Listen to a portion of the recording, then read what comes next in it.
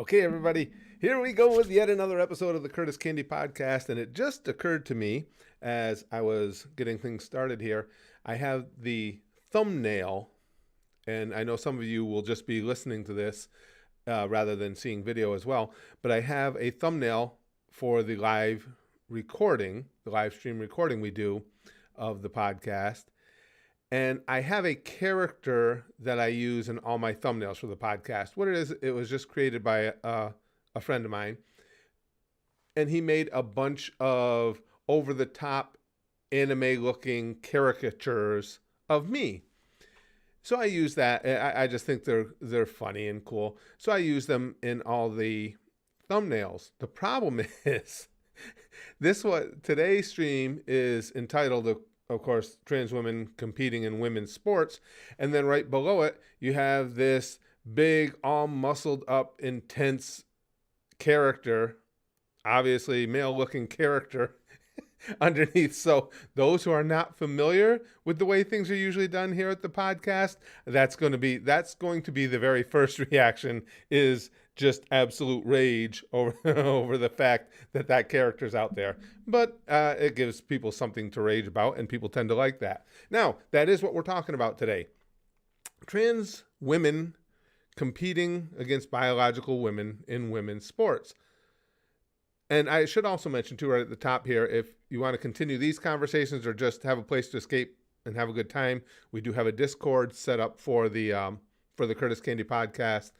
The link is in the description of all our videos. It's on the it's pinned to the chat in this live stream as well.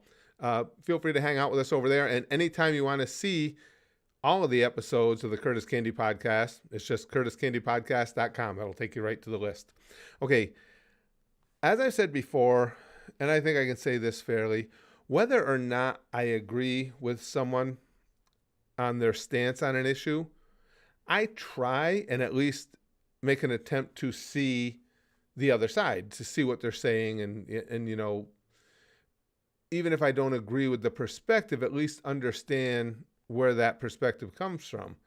This is one I gotta say, I don't really get it. I don't see any way you make any kind of a cogent case where trans women should be competing against biological women. I mean, we know, there's no doubt, there's no refuting the fact that men in general are much stronger, more bone density, bigger, faster. It's just nature. That's there. I mean, not that it has to be proven. There's a million different ways to prove that beyond a shadow of a doubt. For instance, I believe it was Florence Griffith Joyner, that set the women's 100-meter record in track, and it was 10.5 seconds. High school boys are right down at the 10-second mark now with their may not sound like much unless you follow track and field. A half a second in a 100-meter race is forever. And that's high school boys.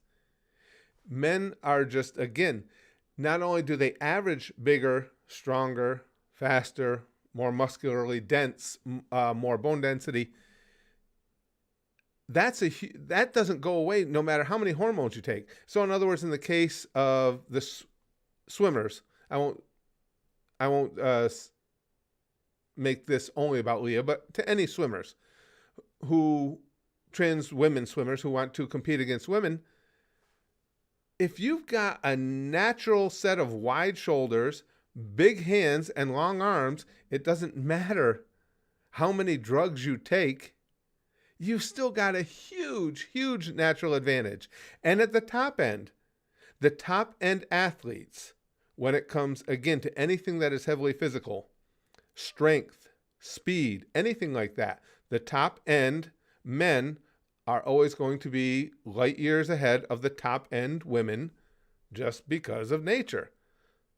So I don't see any way on earth that you can make a case where that is fair to biological women who train their whole lives to compete in whatever sport it may be, to have somebody else with a ridiculous natural advantage come in and steal that thunder. There was a New York City bike race, was it during the week, this past week, I believe, and a trans woman that was either 45 or 46 years old won it over a field of biological women. I don't know in any sport played at any elite level, a heavily physical sport such as biking, where somebody in their mid-40s can compare with young prime athletes in their 20s and 30s. But when you have that natural advantage of having been born a male, I guess it's not much of a hurdle to overcome at all. Now, for anybody that's new to the podcast here, what we do, instead, we will occasionally have guests, but for the most part, instead of having guests on to go back and forth with me, I turn this right over to you guys. I turn this over to our chat, and I would love to hear it.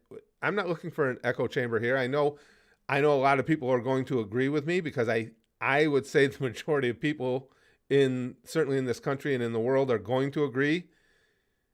But I'm always looking, if you can explain to me why this is fair for trans women to compete against biologic women, by all means, please do so, because I would love to understand it, because I don't get it at all. So I'm going to turn over to chat right now and see what everybody's saying early on here. Lixbox says, I don't know if I have the mental capacity to deal with chat's cringe takes about trans kids. Well, I don't think, why are you saying, Lixbox said that I just started reading chat. I don't know if they're saying something about trans kids. Right now, I'm talking about trans adults, and obviously trans women competing. That could be a topic we take up at some point.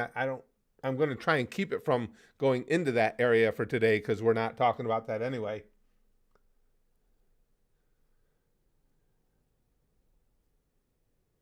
Big Green says, did notifications go out? I mean, the stream just started, but it's kind of quiet. Well, you never know. Again, when you're talking about a hot button topic, you know how nervous YouTube gets about that. YouTube and Google, their parent company, is always very concerned that the discussions we may have may not fall in line with their stated take on the issue or their stated values.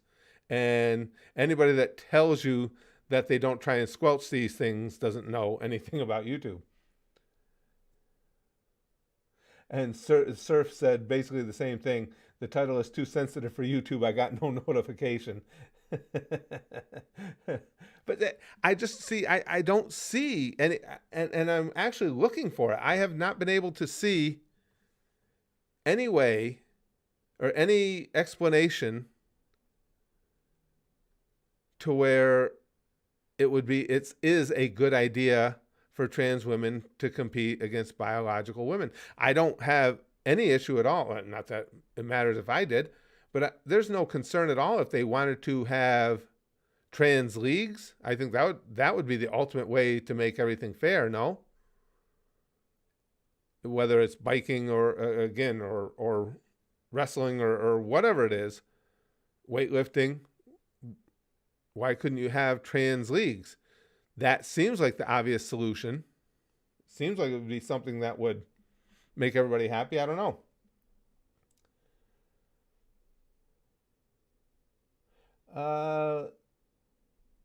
Big Green says, I definitely understand your stance. They're buff like dudes. Well, that's the thing. I mean, no matter what drugs you take, the fact still remains they were born as men. And because of that, they're going to have all the physical advantages, or at least if you take overall, men overall versus women overall, they're going to be in line for significant physical advantages the average man is over the average woman. And as I said too, at the top end, that certainly doesn't relent. We see what records are like again, the great thing about things like whether it's running or swimming or anything like that is it's timed.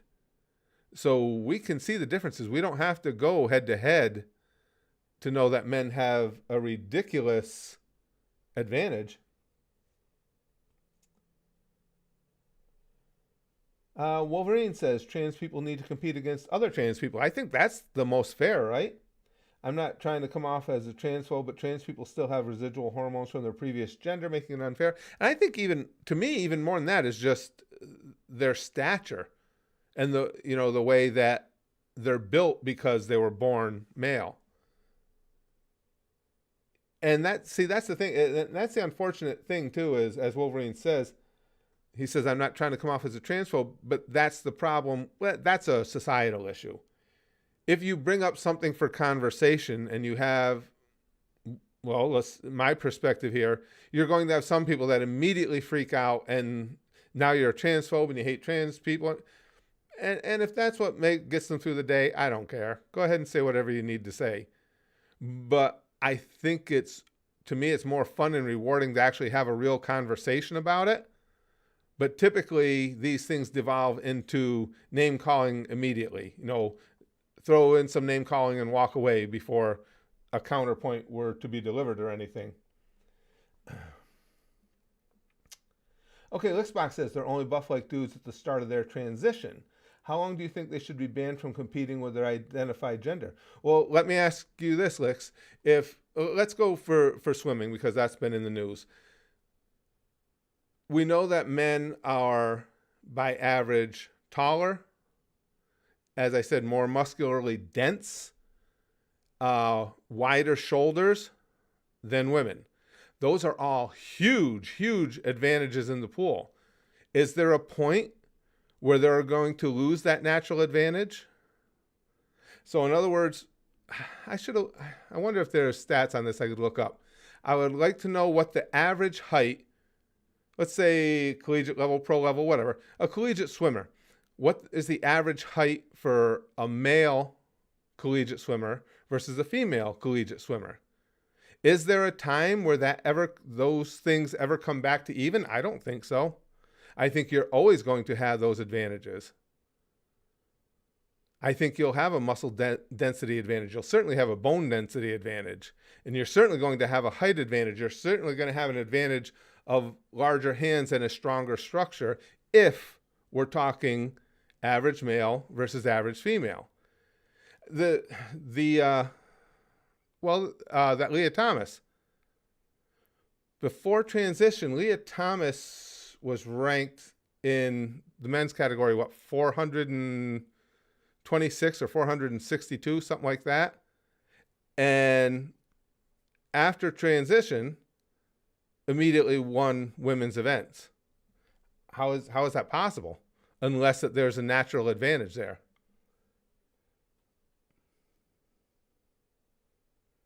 Robbie Erasmus Harris, the Lycra Bandit, says, when I said to Connor I'll break his arm off thinking that I'm dangerous, it demonstrates I'm strong and I do physical push-ups. In case I'm scared. I have no idea what that comment meant. None. Big Green says, you can't have civil discussions about topics like these in 2020 without insults being hurled at you. That's what's unfortunate. Because, I enjoy having conversations about pretty much anything. And just like, and answering, I don't know how well I answered Lix's question, but for me, I don't think there's ever a point where somebody born as a male will lose a fairly significant advantage. And again, we're talking average male, average female. And then you can take it from there to top end, that advantage still remains. I don't think they ever lose that advantage. I think the instance I just brought up about the bike race this past week in New York City proves that. You have a 45 or 46-year-old trans woman who came in and just obliterated a field of biological women who are in their absolute physical prime. Excuse me. Lick says, the further a biological man gets into their transition, they're going to lose their masculine traits. Their muscle mass and stature will decrease the further they get into HRT. So, but then what you're saying, Licks, we've fought for years to try and get drugs out of sports because they obviously make for an unfair playing field. That's why they try to get rid of steroids and PEDs in sports. Go out there and be you. So now we would be going to the case where it's, all right, now let's intentionally introduce drugs back into sports and see if we can get these drugs to level things out. I don't see any way that works. I don't see any way you can make that a fair situation. If we give this person enough drugs, then maybe we've taken away this significant advantage they have. Again, I still don't understand, even if that may well be true. It probably is true about muscle density if you take the drugs long enough, but it's still not going to change the bone structure, the height. All of that is very important. I would think, as I think it through, most of the things that would be an advantage, does it bring your bone density down? Even that one's not even a big one, but it's certainly not going to change your height. It's not going to change your wingspan, and it's not going to change the fact, and this is big in a lot of sports, that men are typically just wider in the shoulders, which comes in handy in a lot of different athletic competitions. So how do we go about? I'll ask you the same thing. How do we go about that? At what point? What is the indicator to say, okay, now you've taken enough drugs that you don't have an advantage anymore? I don't know what the answer is to that. I would think the better answer is to have trans leagues where trans people can compete against trans people. That, to me, that made more sense. Great Cornholio says, even before puberty, there was a gap. I remember the boys versus girl games in primary school, and the boys won most of the games. I think maybe, certainly if there is, it's not as significant, because we know that there are certain things that, typically speaking, and again, nothing goes a broad brush all the way, but typically speaking, girls have things that they excel at more than boys, and a lot of that changes over time. But again, I don't even want to get into that, because again, you're painting with too broad a brush there. But certainly, once we get to adulthood, we know what the advantages are. It's Just Me says, I think it depends on the sport itself, not very physical sports like boxing, MMA, etc. Oh, sure. And yeah, it goes without, to me anyway, without saying, if you're talking about billiards or something like that, of course it doesn't matter. Go right ahead and get in there. But anything that requires a certain amount of physical superiority, I just think the men have a significant advantage, and I don't know what do you use as your benchmark to determine when they've taken enough hormones or had enough procedures done to have been brought to where they would fit in with what you would expect from a biological woman to be able to achieve physically. Is that something we want to go into now? Do we want to start seeing if we can use, whether you want to call it drugs, hormones, whatever, if we want to use outside means to try and balance things?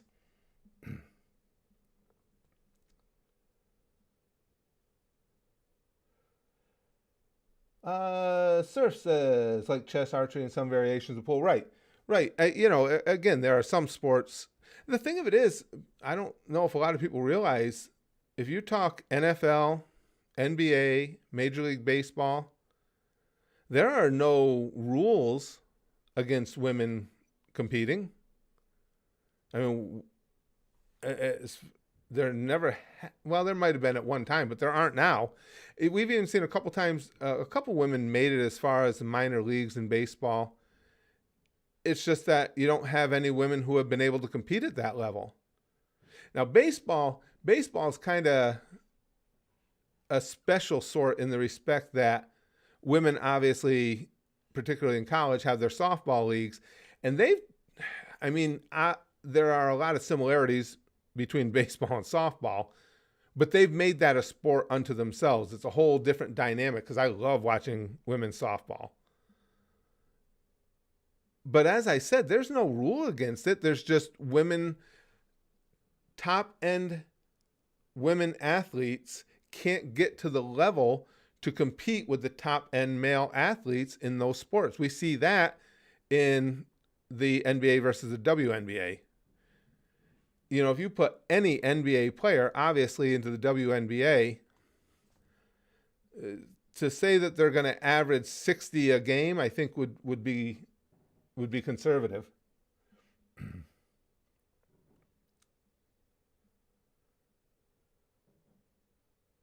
PhD Malin says it's still a weak argument. Sorry, I'm not sure. I just caught up. I don't know which argument you mean. It is like we make another category for African athletes because a lot of them dominate the sprint and other fields. No, I disagree. I don't think it's like that at all because they may dominate it, but they didn't start with a known genetic advantage, which men do physically against women. So I would disagree. I don't think those are the same things at all. If they have a strong athletic lineage, that's one thing, but you can't make those same cases. So in other words, you can't say that in any sport that if you have an African athlete who excels, that a non-African male will never be able to compete. You can't say that because it's not true. And it happens all the time. You can say that with male versus female, though. So I don't think they're the same thing at all. Great Cornholio says, I think it's only the power sports that are the problem. Things where strength and endurance are needed. All other sports would be fine. Yeah, that's what we're talking about here. We're definitely talking about sports, as you said, that require speed, strength, basically that require the things that males are genetically predisposed towards being better at or have more given to them by their genetics.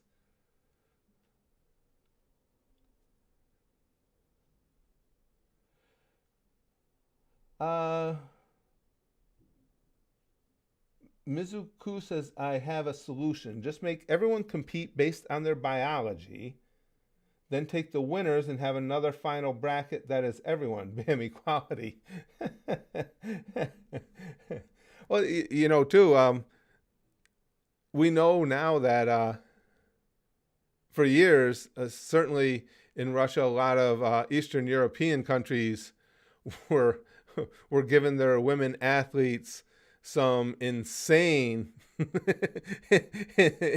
supplements, and they were dominating pretty severely. So we know that we can enter things into the equation chemically that can certainly change outcomes. Again, as I was talking about with Lixbox, though, I don't know, is there a point where you can accurately say that this trans woman has now had enough chemical interference to be in a fair competition in a battle of physical strengths in sports with a biological male?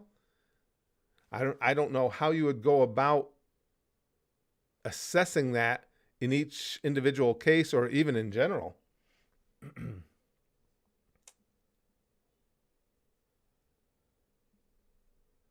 Malin says, I understand. It's just there is an issue of genetics everywhere. Some men genetically more taller and stronger than others. Absolutely. But once again, the big difference is you don't have that hard wall in there. No matter how big, how strong, how athletic one man may be, there's a real possibility, a real likelihood another man is going to come along and be bigger, stronger, and do better numbers. That's not true with male versus female. We've seen that. I mean, we've been competing in sports as humans for an awful long time. There's not going to be a woman at any point, a biological woman, who is going to beat the top biological male in a 100-meter dash. No matter how strong an athlete a man is, though, there is always the real probability that somebody's going to come along.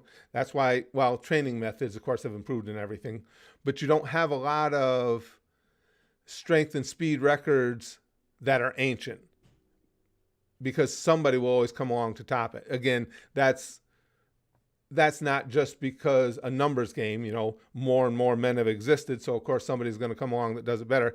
We do know that obviously training methods and such and nutrition are all superior now than what they were. J Money says, I don't think there is a way to assess that because your body is going to keep trying to produce the biological chemicals that give natural advantages, wouldn't it? That's an interesting question. I don't know. Does anybody know that? Okay, for a trans woman, when she's well into taking hormones, how would that work?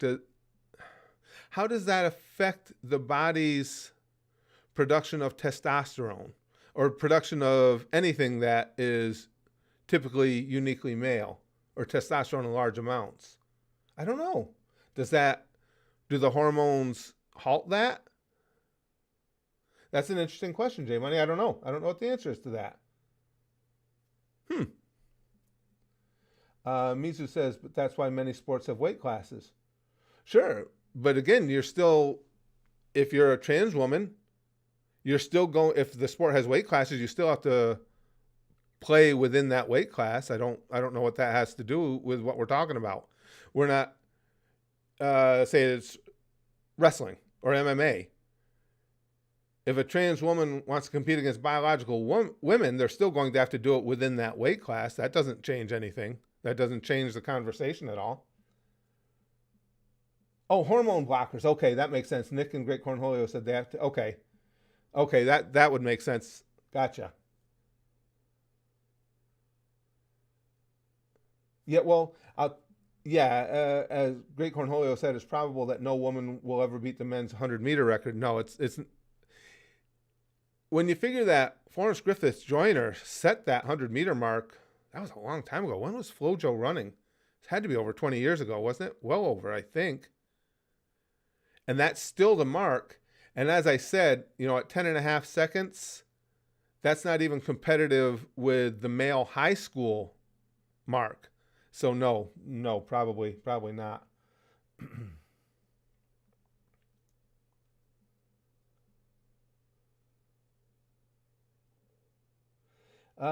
Malin says it's difficult to compete with Shaquille O'Neal if you are 5'1", to be honest. Sure it is. But I'm not sure what the point is you're trying to make, that both men and women come in different shapes and sizes. We're aware of that. And it would depend on how you're talking about it too. I don't know about 5'1", but are there men significantly shorter than Shaq that would beat him in one-on-one? Oh, yeah. Oh, without question. Now, if you're talking about you're going to compete with them underneath the boards going for a rebound, no, they're not going to have much of a chance. But to say they just can't compete with them, that's not true.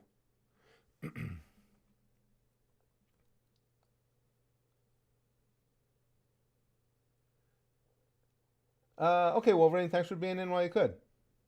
And Seasick Viking came in and said, perhaps we just need to give the trans their own category. Yeah, what are you guys' thoughts on that? I'm curious about that. I had mentioned it a couple times, but I haven't really heard from anybody.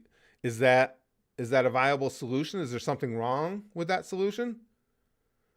With setting up trans leagues? I'm just curious. And again, I never try, and I like to put that out there, try to bait people. If I'm asking a question, it's genuine. Is there an issue with it? Because it seems to me like the obvious solution, but again, I might be overlooking something. Excuse me, I gotta get a drink.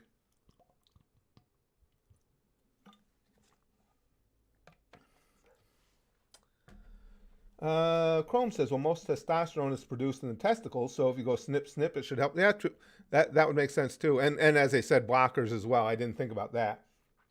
So basically, it would just be what we said. You would be trying to always get that right composition balance. And I don't know how you go about designating when that takes place and everything becomes fair.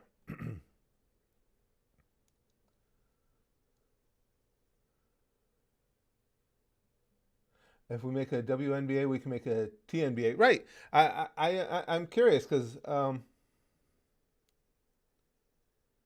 I'm curious if there is an issue with that. And again, I don't, I'm looking to you guys like you guys, like you guys here in the chat need to have all the answers to everything. But that just seems so much like the obvious choice. I'm trying to think of what the problem would be. Malin says, I mean that height is more genetically predisposed. So if 5'1", for example, no matter how determined and how much I train, it is near impossible to compete. Do you think Shaq have unfair advantage? No, but Malin, as I said, nobody is questioning the fact that within each sex there are different sizes, types. That happens with women too. A shorter woman in the WNBA is going to have more difficulty competing.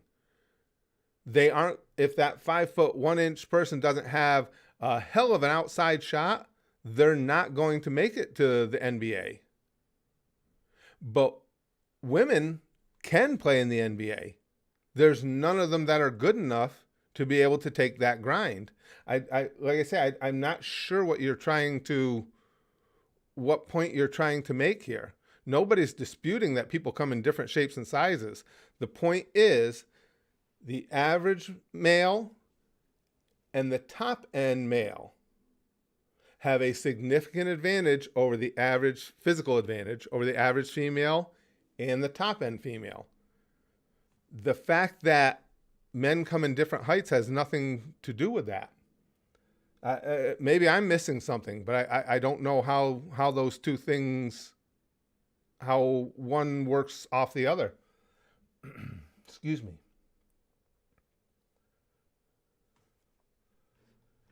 Odysseus Nemo says, isn't there a requirement of vital statistics women need to achieve in order to compete? I would imagine off the top of my head that would depend on individual leagues. If a trans woman meets the requirements set for cis women, she should be allowed to compete. But that still brings back, Odysseus, the issue we had brought up earlier. Even if they get chemical levels to where they think things equal out,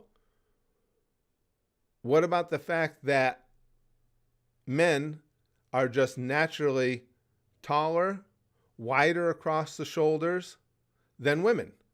Bigger hands, all these things that don't sound like much, but depending on your sport, certainly as we talked about in swimming, is a huge, huge advantage. And no matter what you take, if you're 6'4", 6'5", and you've got wide shoulders, long arms, and big hands, you're not going to find women, generally speaking, or at all, that are going to be able to come anywhere close to that natural advantage. And again, we saw it. Leah Thomas is the perfect example, because when you're competing as a man against men and you're ranked 460 something, and then after transition, you compete against women and immediately shoot to the top.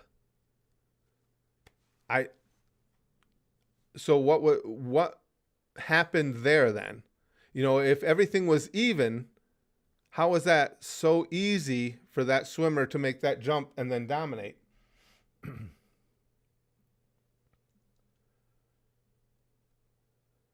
Odysseus says, Michael Phelps' lungs are ridiculous. But again, everybody keeps going back into the same space. Everybody wants to point out that within each sex, there are anomalies and there are differences. We understand that. What we're talking about is the natural advantages that a man has over a woman physically. As I said, the average man over the average woman has a significant advantage, and the top end physically gifted males have a significant advantage over the top end physically gifted women. So I'm not sure what the point that Michael Phelps having big lungs has to do with anything. Sure, it's an advantage over the other swimmers, but it's still, you may find another man that's going to come in and probably, and I'm sure you will someday, and be able to do those same things that Michael Phelps did. If history has taught us anything, it's that records are made to be broken. They get broken, but it won't be a woman that breaks Michael Phelps's records. That's the point. Cyan, is it Cyan? Says you would need hormone blockers before puberty, and that is a whole can that is problematic on its own right. That becomes a whole separate issue. And that is a tough one. And that is one I see both sides on.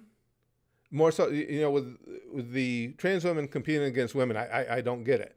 That I see both sides, because you have trans people saying, listen, if a kid really knows that that's who they want to be, you're taking away that opportunity. But the other side of that coin is, come on, kids a lot of times also think they're dinosaurs and stuff too. It's just that the brain isn't fully developed. So I don't know, but we won't get into that. That'll be a topic for another time. Excuse me. Excuse me.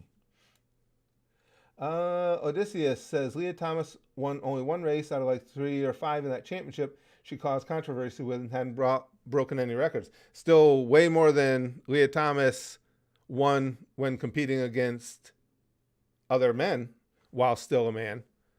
The facts are still there, Odysseus. I mean, as far as top end, again, because when you get talking about athletes, obviously we're talking about the elite athletes.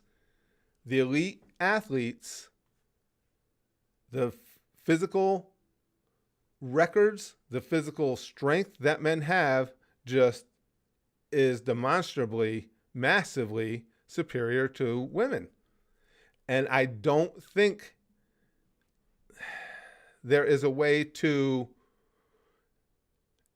or possibly a way at all, to say, okay, now there's been enough chemical injection that you're equal. You're just taking a guess. And again, you can't make those hormone blockers. Nothing is going to make that genetic male shorter. They're not going to take away that width of shoulder. It's just a big advantage. But again, I haven't heard anybody say, Odysseus, I think I can assume you have a different take on this than do I. What would be the issue with trans leagues? I don't understand why that wouldn't be a good thing. Let's see. Lick says, I imagine once they're completely done with HRT, so all the changes done by the estrogen are complete, at which point they wouldn't be able to compete with the men. Oh, I won't doubt you that, if I'm understanding what you're saying right, Lick. I don't doubt that. I'm sure that whatever the chemicals involved are that a trans woman utilizes, that would make them unable, or that would take down their ability to compete with men anymore. I don't deny that at all. I'm sure it probably would. The fact still remains, though, you're talking, does it take away enough to make it fair to compete with biological women? There's a pretty wide window in there. I don't disagree with you on that at all. Jackson says, if it was completely hormones and not already built up bone and muscle, then trans men would comfortably compete with other men, and they don't. Yeah, that's what I mean. There's that big window in there. And as Lick says, if you have, it almost gets confusing to talk about. If you take a biological male who goes to transition and begins all that process, the chemicals being introduced, I'm certain would make that person unable to compete against top men, biological males, anymore. But I don't know that it drops their abilities down to the point where it's fair to have them compete against biological women. J Money says, I do think the only solution is trans leagues, even though as far as I can tell, unless someone can explain, wouldn't be a wash biologically. I guess it would. Yeah, there's so many. You bring in so many variables with the chemical interaction. Sure.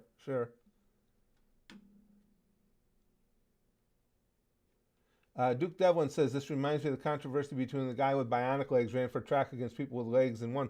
Are you talking about, what was his name? The guy who ended up going to jail? Had the springs for his prosthetics. Oh, what was his name, guys? But anyway, is that who you're talking about? Yeah, that's a very similar issue. Very similar.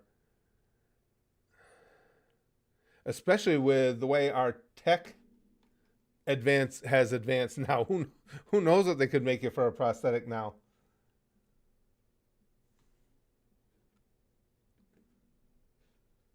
Cyan says, I'm not sure when, but there was a trans man wrestler that was forced to compete with women and dominated by a mile. He wanted to compete against men, and I see no problem with that.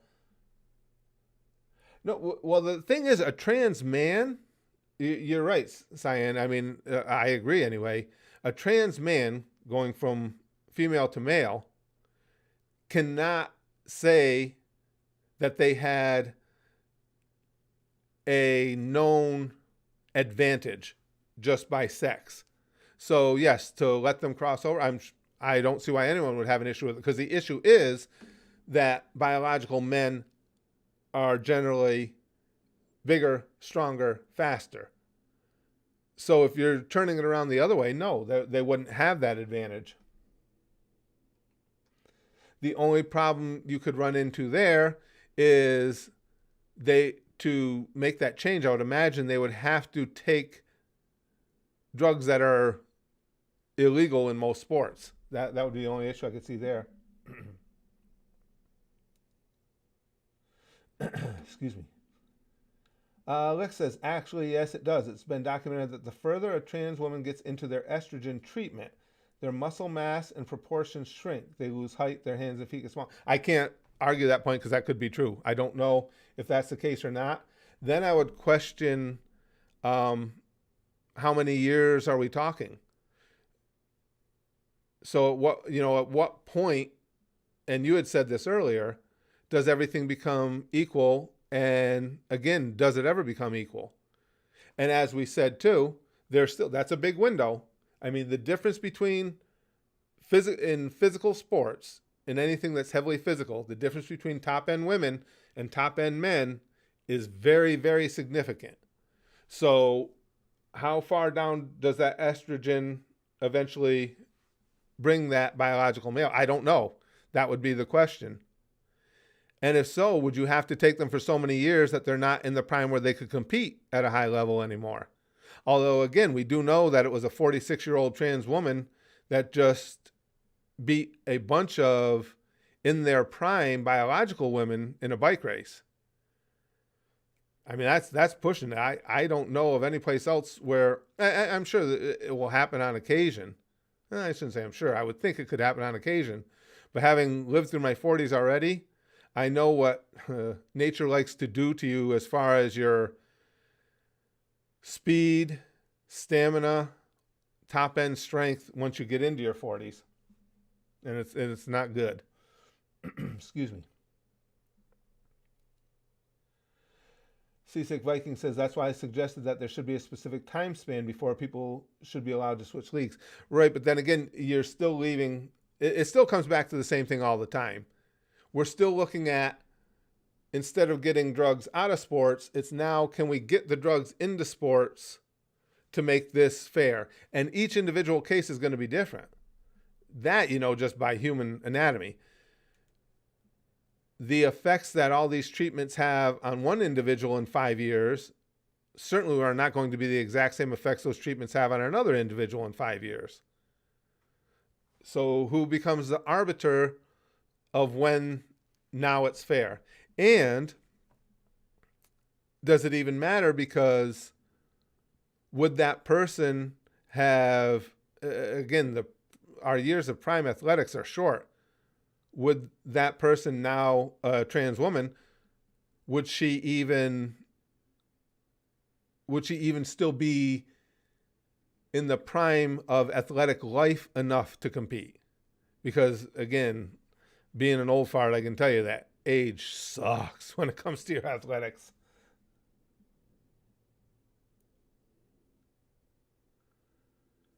Jackson says, yeah, if a 40-year-old beats 20-somethings in their prime, the first assumption would have been doping, right? That they'd been all biological women. That's telling in and of itself. Yeah, it would be extremely unusual, especially into your mid-40s. Now, the obvious response to something like that is people say, well, Tom Brady just retired at 45 at the top of his game. True. He's an anomaly. But if you look at Tom Brady as far as his athleticism, it wasn't there with the other guys. But in fairness, Tom Brady, it never was. I mean, Tom Brady survived that long due to what was between his ears and the fact that somehow he was able to keep that strong arm and shoulder intact. Could he throw it as far? Even that, you saw the decline. I mean, he couldn't rip the ball like he did when he was 25. So even when somebody is able to do that, you still see the decline. And he could get away with it as a quarterback. He wasn't going to get away with it as a running back or as a wide receiver or something, or pretty much any other position other than kicker, punter. Duke says even if that was the case and they had to wait, their body still most likely went through male puberty. Right, and that brings up, as we had talked about earlier, that brings up the whole other issue of puberty blockers in children, which is in and of itself a major hot button topic.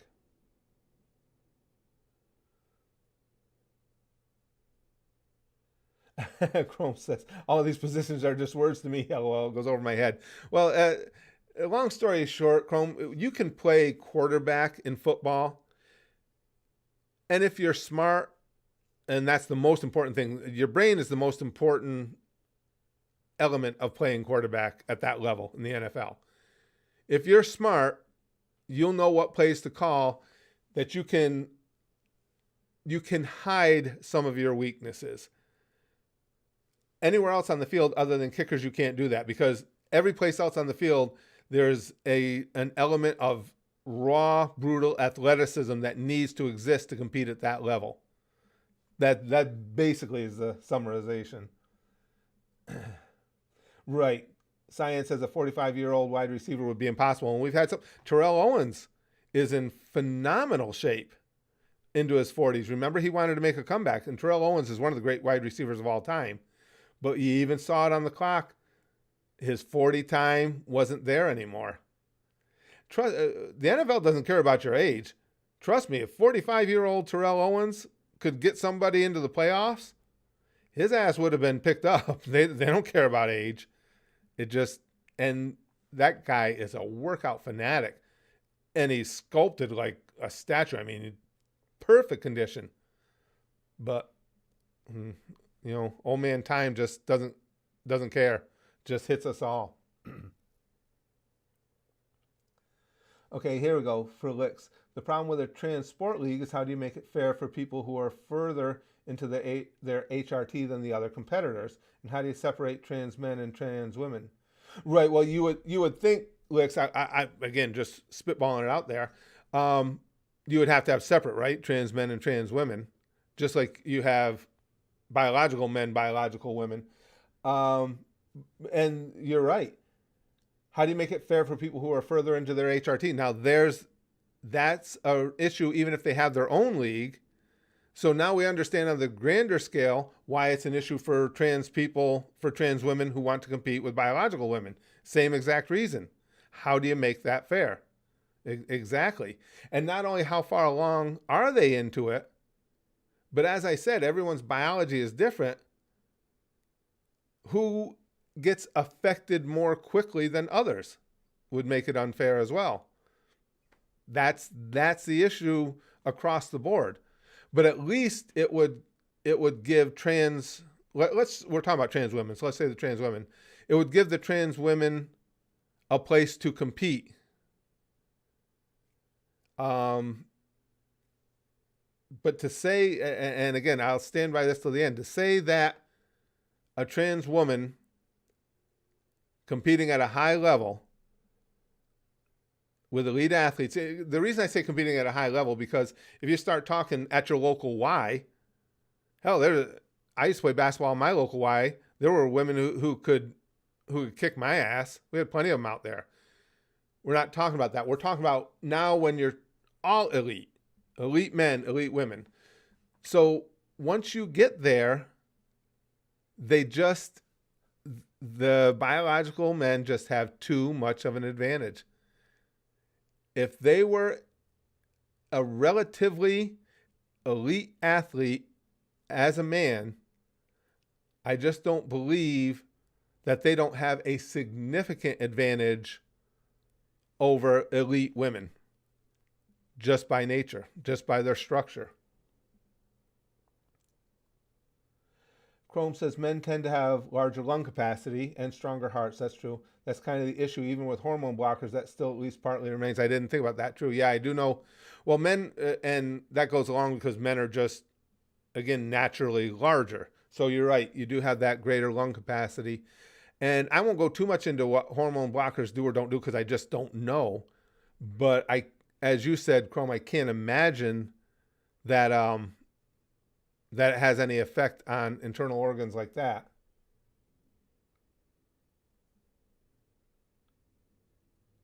Tsunami says, don't trans women rarely get first place? You have to be way more specific than that, Tsunami. It depends. That's not a blanket statement. As I said, the ones that stand out, that glare out, were, of course, Leah Thomas, because Leah Thomas, who transitioned, is so tall, huge hands, wide shoulders, all the advantages that you desperately need in swimming. And then what brought this topic up today was having a trans woman at 45 or 46, I forgot which, years old, defeating a bunch of in their prime biologic women in a bike race. That's stunning. At that age, to be able to beat the best.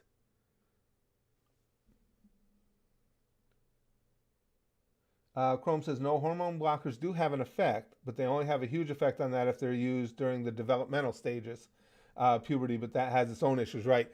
Right, and as we said, that would be a whole other topic for another day. Well, I'm not sure, gang, that we came up with any solutions, nor, I guess, should we have been expected to. But as always, it was a really fun conversation. I appreciate everybody pitching in, no matter which side of the issue you're on. I appreciate all the input, and I appreciate the fact that once again, we were able to take a very hot button topic, and everybody stayed polite and respectful. That's amazing in and of itself, and I appreciate that a lot. It was a really good conversation. I enjoyed this. Now, again, as I said, the link to our Discord is pinned here. It's in the description if you guys want to come hang out and chat over there. Our Discord is not just about whatever topic of the day is on the podcast. You can talk about anything you want. And again, as I said, we got a lively meme section there too. So pop on over and check us out there. And anytime you want to see the podcast, see or listen to the podcast, just go to Curtis Candy Podcast. There's only one P there. CurtisCandyPodcast.com. And that will take you to our playlist of podcast episodes. Thank you all again so much for all the great interaction, all the great thoughts, as I said, being able to discuss something in this overly contentious world and having nobody act the fool. Everybody respectful, and I appreciate that a lot. Now, as far as live streams here at the channel, we'll be doing these podcasts on the regular, but we will also be doing just our crazy, regular, for fun live streams as well. Live streaming is going to become more and more a part of everything we do here. So once again, thanks to everybody. I hope to see you in the next podcast. Hope to see you in the next generic live stream we have, and hope to catch you over around at the Discord. Thanks again, and I'll talk to you soon.